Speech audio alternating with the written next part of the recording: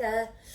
Okay, I just unloaded my kiln and got a load of stuff out, and it just occurred to me that while I've got the beakers, I know I keep going on about these beakers, but I am making quite a lot of them at the moment. I just thought this would be a great opportunity to show you how clay changes from its raw state to its fired state in terms of its appearance and that kind of thing. So if you've been watching my posts, you will have seen that I've been making these beakers. So this clay is like what we call it's just like a really standard buff clay, and you can see that it's this sort of kind of almost like it's actually a bit like my top, isn't it? Which I would call khaki, but I would never say that about the clay. But now I'm thinking, yeah, it looks a bit khaki. So yeah, this is what it's like when it's leather hard and how it kind of comes out the bag. And you would never know, like if you hadn't used this stuff before, you wouldn't really know, you know, how it comes out after it's been fired. So this is what I'll just show you. This is one with the hedgerow foraged grasses and stuff on. This is one with the herbs. They're chive heads, and there's sage and there's rosemary on that one. And these ones have just got ferns on them, okay? So look, I've just unloaded the kiln with a load that are finished. So if I just show you this one. So, I mean, God, the camera just doesn't do it justice. They're actually, it makes it look a bit pale, but you can see. So this is the foraged hedgerow one. Let's get that one. Okay, so can you see how it changes? So in terms of not only the colour of the clay, but can you see the difference in size? So this clay shrinks kind of 10 to 15%. And you can really see that now, can't you? So when I make them and they look all bulky, you know, and big and fat and thick, actually they don't turn out like that at all. Okay, so let's show you, here's a little fern one. Okay, so there you see. It's quite a difference, isn't it? So basically all that darkness and that khaki colour disappears in the firing. Let's see if I can find a herb one. Here we are. And it changes to like this really nice kind of biscuit coloured. Well, it doesn't actually get a biscuit fired. That's the other thing I wanted to tell you, is that these are raw glazed, okay? So I make them like this, that's the first stage. And then they get 2 layers of just ordinary white slip inside. And then they get like this lime wash effect. Again, there are videos, I think, of me doing that, lime wash effect.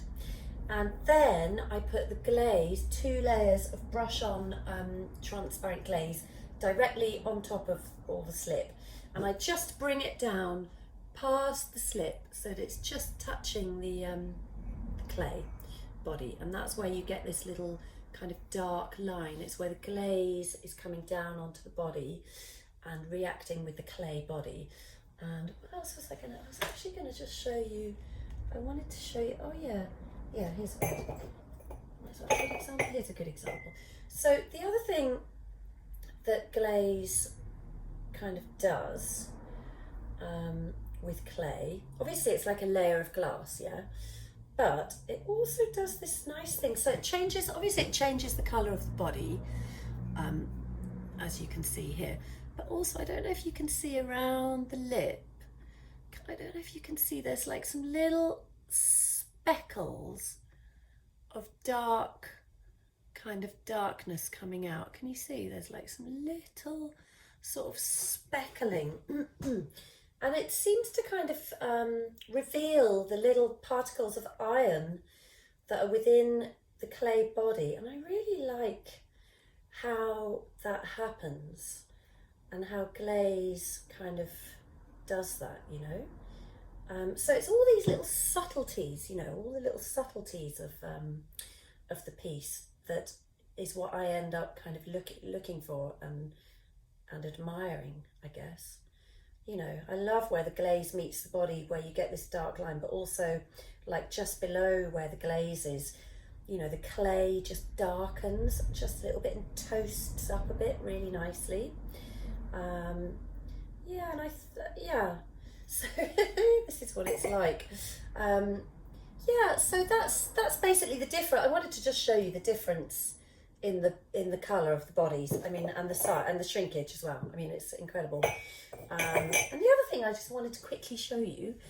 Some of you might have seen me make I did a YouTube video on how to make a ceramic lantern not that long ago. I've just taken it out of the kiln, and I did it like in a bit of a hurry. The you know, the example one, but I really like it.